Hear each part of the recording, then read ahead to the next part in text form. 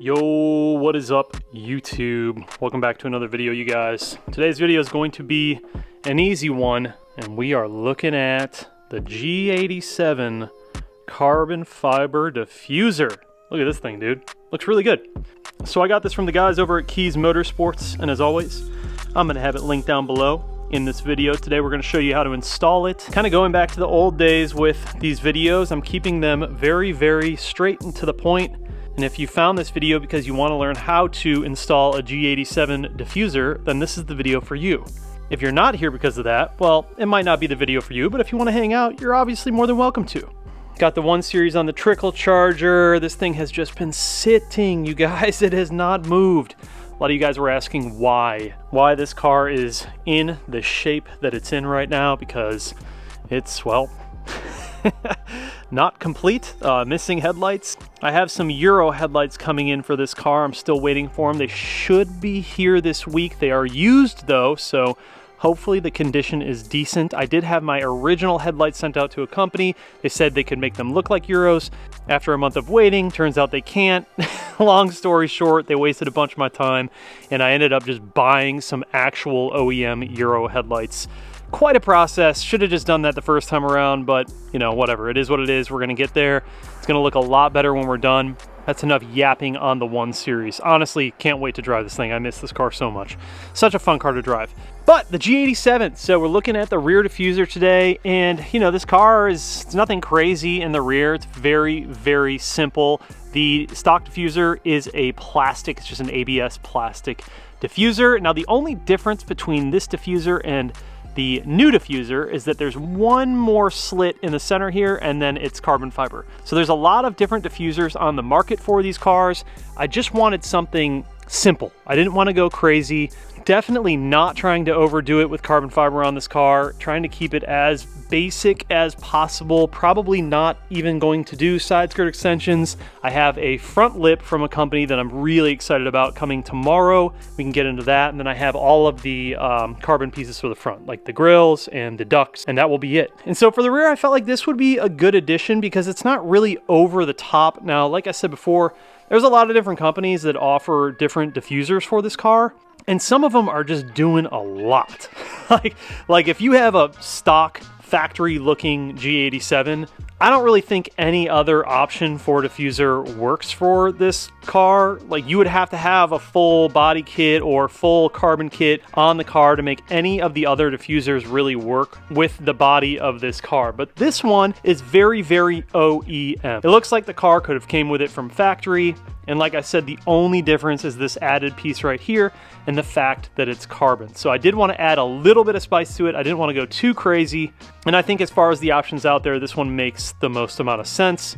Quality looks really good. It is carbon, obviously, all the way through. You can see the carbon on the back side. It has all of the factory clips. Now we're going to see how well this installs. Hopefully it is an effortless process. I have installed a few G80, G82 rear diffusers. I haven't had any issues with them. However, F-Series and E-Series diffusers, I've seen a lot of issues with just very poorly made diffusers. This one looks like it's going to be solid, and I don't think we're going to need any hardware or anything. It's literally just going to be like a pop it off and pop it on.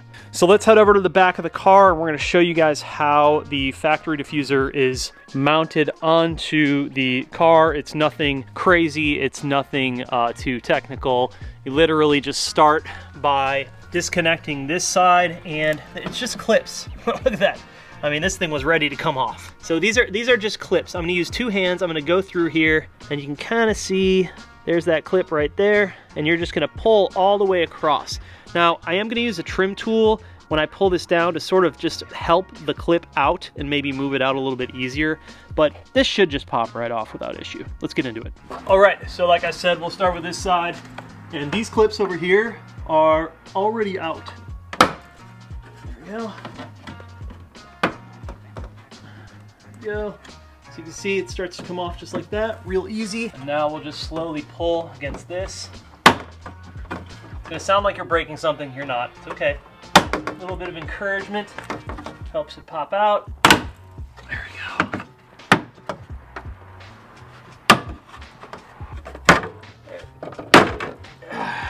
So all of the top clips are now removed. So the last 6 are right underneath the car. There you go. All right, so this will give you an idea of where all of the clips are. Quite a few of them, but you'll notice some will just come right out without much pressure. Some might be a little bit more stubborn. For instance, these 2 center top ones for me were the most stubborn. These are easy to get out because you can access it right here and you can just pry down from the back and it will release it. So pretty easy. And that's your factory diffuser. It is not paint matched or anything like that. It is just black plastic. If you are concerned about the paint, you could put up some tape, you know, so you don't hit anything. But I'm not too concerned about it. This car has yet to be corrected, so the entire car will get paint corrected. That's kind of why I'm doing all this now. In case the car does get any blemishes during install, doesn't really matter because, well, the whole car is going to get corrected and then coated. So now is the time to do things like this. Let's grab our carbon diffuser. And what I like to do before I ever install anything is compare them when it comes to the clips and locations and sizing and everything. That will kind of tell me how difficult the job will be. All right, so I've got both diffusers out here and I'm kind of looking at them side by side, seeing if everything sort of matches up with the factory diffuser, and it looks like it does. All of this stuff looks the same. Always check like the angles of these tabs, because if they're different, you're gonna have a different experience when you're installing the diffuser. It looks like everything should line up quite nice, and this should be pretty easy. Let's throw it up and see how it fits, and then we'll go ahead and start pushing in all of the tabs.